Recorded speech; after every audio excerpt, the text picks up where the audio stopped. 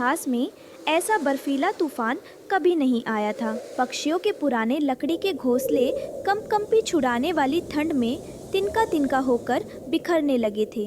हर तरफ सिर्फ एक ही सवाल गूंज रहा था, इस तूफान से जिंदा कैसे बचे। हे भगवान, ये कैसी आफत है। मेरे बच्चों के पंख ठंड से जम रहे हैं। हमारे लकड़ी के घर इस तूफान के सामने टिक नहीं पा रहे हैं। अगर हमें जल्द ही कोई पक्का ठिकाना नहीं मिला तो सुंदरवन का कोई भी पक्षी अगली सुबह नहीं देख पाएगा। रानो, तूफान बढ़ता ही जा रहा है। हमारा पुराना घोंसला भी अब सुरक्षित नहीं है। हमें जल्द ही कोई नया और मजबूत आशियाना ढूंढना होगा, वरना हमारे अंडे ठंड से खराब हो सकते हैं। टुन्नू जी, जब तूफान लकड़ी और पत्तों को तोड़ रहा हो तो हमें ऐसी चीज ढूंढनी होगी जो तूफान को ही मात दे सके। वो देखो, कालू कौवा नदी के किनारे क्या कर रहा है। चालाक कालू कौवे ने तूफान को अपने फायदे के लिए इस्तेमाल करने का एक शातिर मंसूबा बनाया था। वो कहीं से इंसानों की छोड़ी हुई बर्फ काटने वाली आरी ढूंढ लाया था। वो नदी की जमी हुई बर्फ से एक आलीशान बर्फ का घर, एक शीश महल खड़ा कर रहा था। उसकी दीवारें बर्फ के मोटे मोटे ब्लॉकों से बनी थी, जो बाहर से एकदम सुरक्षित और पक्की दिख रही थी। काओ काओ, आओ आओ सुंदरवन के बेघर पक्षियों, अपनी किस्मत को कोसना बंद करो और कालू कौवे के इस चमत्कारी बर्फ के शीश महल को देखो। ये वो पक्का किला है जिसे ना तो हवा हिला सकती है, ना ही बर्फानी तूफान। इसके अंदर बैठो और राजा की तरह जरा सी भी ठंड महसूस किए बिना सो जाओ। कालू भाई, क्या तुम सच में हमें इस शानदार महल में रहने की जगह दोगे? हमारे बच्चों की जान बचाओगे? हरे कबूतर भाई, कालू कौवा इतना बेवकूफ नहीं है। ये महल बनाने में मेरा पसीना और दिमाग लगा है। इसकी सुरक्षा पाने के लिए तुम्हें कीमत चुकानी होगी। मेरी शर्त बहुत आसान है। हर पक्षी को इस शीश महल के एक कोने के बदले अपने जीवन भर का जमा किया हुआ सारा अनाज मुझे गिरवी रखना होगा। कालू, ये तो लूट है। तू हमारे अकाल और मजबूरी का फायदा उठा रहा है। काऊ काऊ, टुन्नू, अगर तुझे शर्त मंजूर नहीं तो जा किसी और तूफान में अपने बच्चों को जमते हुए देख। मेरे शीश महल में सिर्फ उनके लिए जगह है जो कीमत चुका सकते हैं। बोलो, किसे किसे अपनी जान प्यारी है और किसे किसे अनाज? ठंड इतनी भयंकर थी कि पक्षी मजबूर थे। एक एक करके उन्होंने अपने खून पसीने की कमाई, अपना सारा अनाज कालू कौवे के कदमों में रख दिया और अपने बच्चों के साथ उस बर्फ के घर के अंदर समाने लगे। रानो और टुन्नू ये सब देख रहे थे। रानो माँ बनने वाली थी और उसके पास कालू कौवे को देने के लिए अनाज का एक दाना भी नहीं था। वो मजबूर होकर टुन्नू के साथ पहाड़ी की तरफ चली गई। टुन्नू रो रहा था, पर रानो की नजरें कालू कौवे के शीश महल की बनावट पर टिकी हुई थी। उसने कुछ ऐसा देखा जो किसी और ने नहीं देखा था। रानो, मैंने अपना अनाज भी नहीं बचाया। हम अब इस पहाड़ी पर भूखे मरेंगे और हमारे बच्चे इस ठंड में। टुन्नू जी, रोने से कुछ नहीं होगा। कालू कौवा धोखेबाज है। वो देखो, उसने अपना बर्फ का शीश महल बनाया है, लेकिन जब सूरज निकलेगा तब बर्फ घर का क्या होगा? पर रानो, वो घर तो बर्फ के ब्लॉकों से बना है, बहुत मजबूत है। तूफान उसे कुछ नहीं कर पाया। हाँ, तूफान कुछ नहीं कर पाया, पर अब दोपहर हो रही है और हल्की धूप खिलने वाली है। टुन्नू जी, जैसे ही धूप बर्फ पर पड़ेगी, बर्फ पिघलेगी।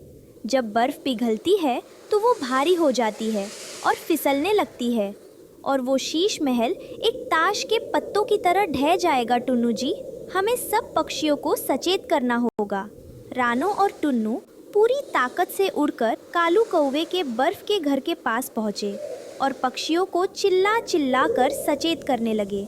सब बाहर निकल आओ, ये बर्फ का घर एक धोखा है।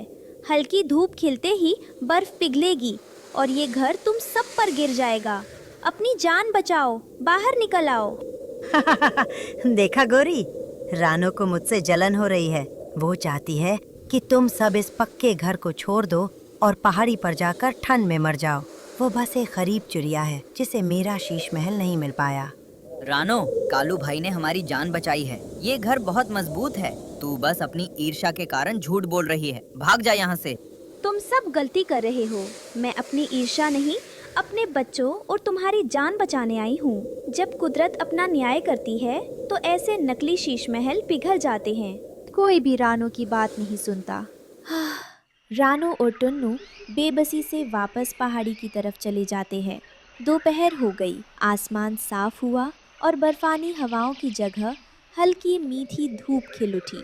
तोता, कबूतर, बुलबुल और अन्य पक्षी बर्फ के घर के अंदर आराम से सो रहे थे, पर रानो और टुन्नू की नज़रें शीश महल पर टिकी थी।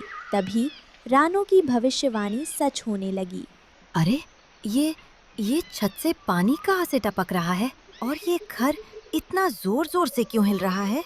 रानू सही थी कालू, छत पिघल रही है, पेड़ टूट रहा है, हमें बाहर निकलना होगा।